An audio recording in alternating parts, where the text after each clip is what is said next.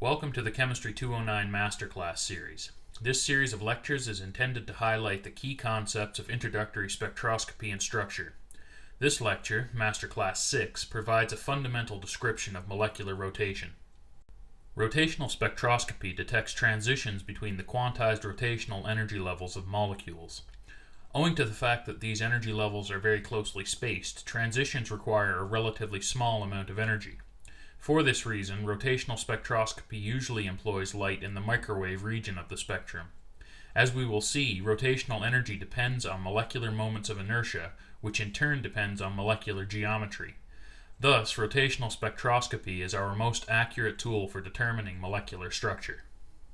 In Masterclass 5, we saw that an uneven sharing of electrons can lead to formation of a molecular dipole. Owing to the fact that the electronic charge distribution is molecule fixed, when a dipolar molecule rotates, it produces an oscillating electric field. This oscillating molecular electric field can interact with the oscillating electric field of light. If the oscillating electric field of the light is at exactly the same frequency as the field oscillation of the rotating molecule, the oscillations are said to be resonant with one another. When resonant, the light energy can be absorbed and the molecule will begin to rotate faster. This scenario provides a classical picture of rotational transitions. Quantum mechanically, we now know that light energy can be absorbed or emitted if the photon energy matches the energy gap between two rotational levels and the transition dipole moment is non-zero. Since we are concerned with the relative rotational motion of the nuclei, it is useful for us to define our molecular coordinate system in terms of the relative nuclear positions and the molecular center of mass. The center of mass is the balance point of the molecule, so molecular rotation will occur about this point in space. The total leverage about the center of mass for all particles is equal to that of a single particle with the mass of the whole system located at the center of mass. If we combine this definition of leverage with our definition for relative nuclear positions, we see that our nuclear coordinates can be expressed in terms of the center of mass and the mass-weighted relative positions. Knowing that the total kinetic energy for our molecule will be the sum of the atomic kinetic energies, substitution of our particle coordinates shows that the total kinetic energy may be thought of as a sum of the center of mass kinetic energy and the relative nuclear kinetic energy. The center of mass kinetic energy is the energy of translational motion as our molecule travels through space. The relative nuclear kinetic energy is associated with molecular vibration and rotation. For now, we'll assume that our molecule is not vibrating and focus only on molecular rotation. Note that because we are developing our theory for a diatomic molecule, the mass weighting for the relative position is the reduced mass for our two particles. By representing the kinetic energy of rotation in terms of a reduced mass for our diatomic molecule, we are describing a rotating system in terms of a single effective mass that is orbiting at a distance r from the molecular center of mass. If we assume a rigid system, the magnitude of the relative position vector is a constant. For convenience, we can express the relative position vector in spherical polar coordinates. In this way, we can explicitly treat the angular dependence of our rotating molecule. Now we see that the representation of our diatomic molecule is very reminiscent to the particle on a ring model that we discussed in Masterclass 2. If we define the rotational plane as the xy plane, the polar angle theta is held at 90 degrees and our rotational kinetic energy expression is greatly simplified. Now we see that the kinetic energy of rotation is expressed in terms of the molecular moment of inertia, I, and the angular velocity, phi dot.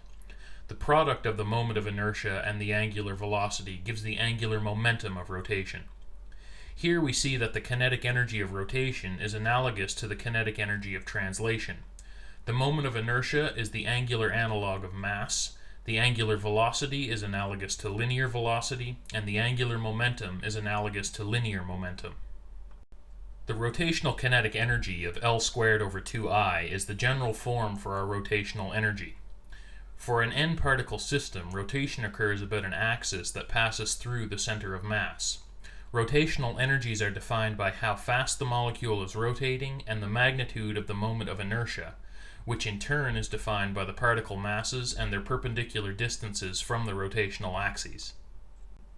In Masterclass 2, we discussed the wave mechanics formulation of quantum states. For the particle on a ring model, we concluded that the quantum state energies were proportional to the angular momentum quantum number, L, and were inversely proportional to mr squared, which we now know as the particle moment of inertia. If we compare our quantum mechanical energy expression to the classical rotational kinetic energy expression that we have just derived, the parallels are obvious. We see that for our rotation in a plane model, the allowed values of the angular momentum are L times h bar. In other words, our rotational energy levels are quantized and are described in terms of an angular momentum quantum number. Owing to the fact that molecules are three-dimensional systems, a general description of rotational motion has allowed angular momentum magnitudes of h bar times the square root of j times j plus 1. Here, j is the total angular momentum quantum number for the molecule, which we discussed in Master Class 5. Note that this expression for the magnitude of the total angular momentum vector is of the same form as that for any quantized angular momentum vector. We have now developed an energy level expression for quantized rotation. Oftentimes, spectroscopists work in units of reciprocal centimeters and denote rotational energies with the symbol f of j. Assuming a rigid molecular geometry, we can collect all constants into a b value, which is our inertial rotational constant.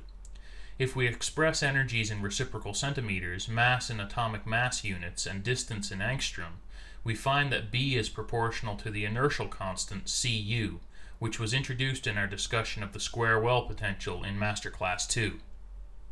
Photons have one quantum of intrinsic angular momentum, or spin.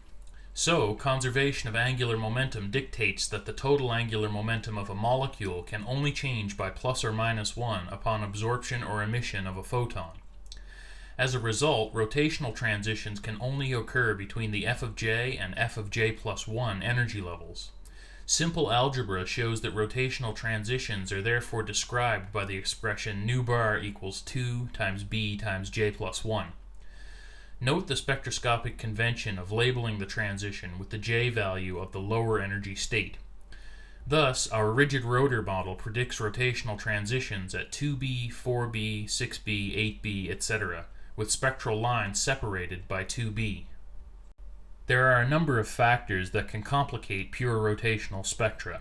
Three important considerations are isotopic structure, vibrational satellites, and the fact that molecules are not, in fact, rigid systems. Molecules of the same chemical species but with different isotopic forms are called isotopologues. Owing to the fact that chemical bonding occurs through electronic interactions and that isotopologues differ only in their number of neutrons, different isotopologues have very nearly the same geometries. Isotopic substitution does, however, affect molecular moments of inertia and therefore molecular rotational constants. For example, consider the microwave absorption spectrum of carbon monoxide. The intense spectral lines associated with the 12-carbon-16 oxygen absorption are easily seen. Closer inspection reveals additional, weaker transitions just to the low wave number of the intense peaks. These transitions arise due to microwave absorptions associated with the 12-carbon-18 oxygen and 13-carbon-16 oxygen isotopologues. The relative spectral intensities arise due to the natural abundance of the various isotopologues. If we approximate that the CO bond lengths for all isotopic species is that of the carbon-12 oxygen-16 species, we see that increasing isotopologue mass results in decreased rotational constants and therefore a more compressed energy level spacing and spectrum. Thus we find that each isotopic species has a unique rotational spectrum. Even isotopically pure molecular species can exhibit complex rotational spectra. In the case of hydrogen fluoride, the rotational spectrum shows an intense series of lines associated with various transitions between rotational energy levels associated with the lowest energy vibrational level. However, in the spectrum shown here, a second series of rotational transitions are also observed. This series of rotational transitions is associated with the first excited vibrational energy level. The two spectral lines indicated with the green arrows are the J equals 18 rotational transitions associated with the V equals 0 and V equals 1 vibrational levels respectively. The V equals 1 J equals 18 line is said to be a vibrational satellite of the V equals 0 J equals 18 line. You'll learn more about the effects of vibration in Master Class 8. For now, we will just state that because molecular bonds can break, molecular potential energy wells are anharmonic, and this results in an increasing average bond length with higher degrees of molecular vibration. This increased bond length for each successively higher vibrational energy level results in successively larger moments of inertia for each vibrational level, which results in reduced rotational constants and a more compressed rotational energy level structure as a function of vibration. To distinguish between the rotational constants and bond lengths associated with each vibrational level, a subscript V is used. Our third important consideration is the fact that molecules are non-rigid systems. They can bend, stretch, and compress. For this reason, rather than viewing molecules as being composed of atoms joined by rigid bars, we commonly think of molecules as atoms joined by springs. We have seen that vibrational motion can stretch chemical bonds. So too can the centrifugal force associated with rotation. Therefore, a more accurate model of molecular rotation accounts for centrifugal distortion of molecular geometry. Since increased molecular rotation causes increased stretching of the bonds due to centrifugal force, molecular moments of inertia must also increase. As a result, rotational constants must effectively reduce as the molecule rotates faster and faster. This, in turn, means that level energies and separations must be increasingly reduced compared with the rigid rotor model, and that rotational transitions must be shifted to lower wave number in comparison with the rigid rotor predictions.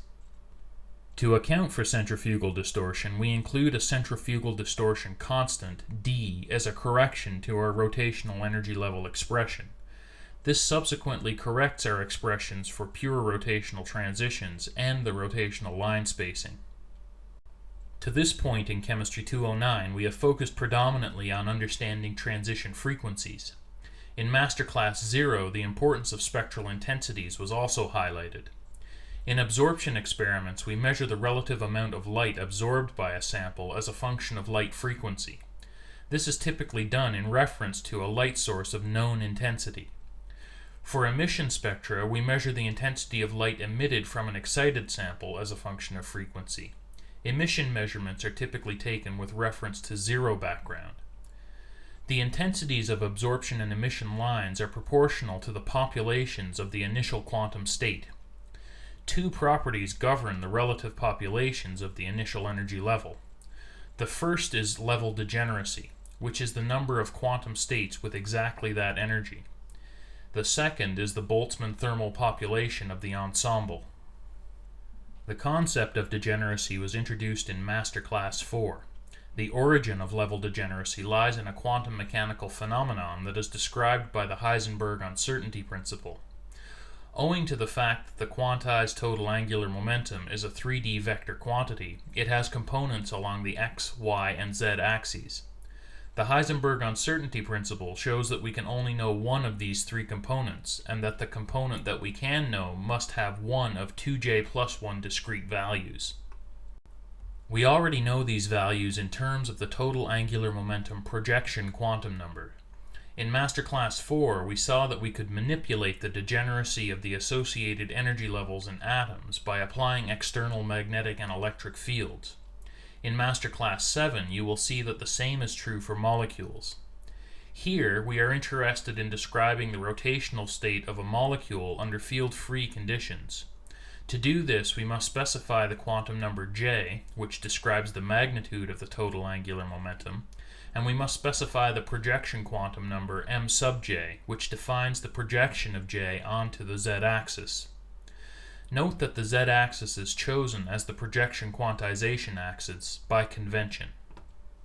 The statistical probability of finding a molecule in a particular quantum energy level is proportional to the product of the level degeneracy and the exponential function e to the negative ei over kBt. Here, ei is the level energy, T is the temperature of the sample, and Kb is the Boltzmann constant.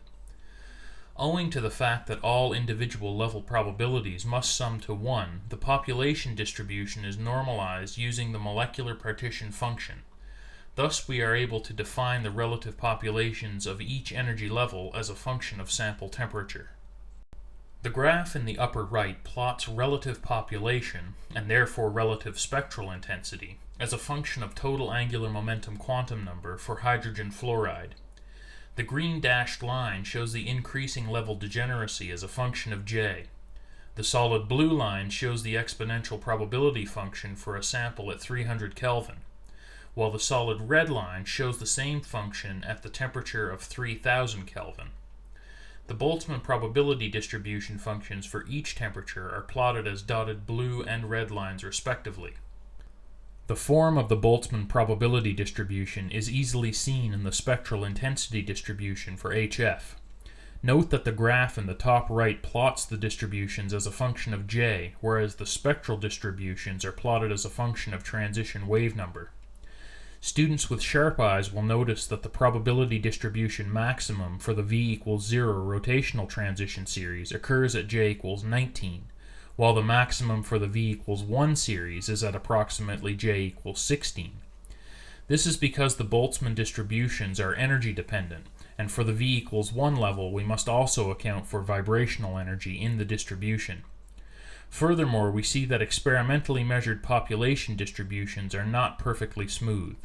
This is common in experiments where we must also account for signal noise and coincidental overlap of spectral lines associated with different transitions.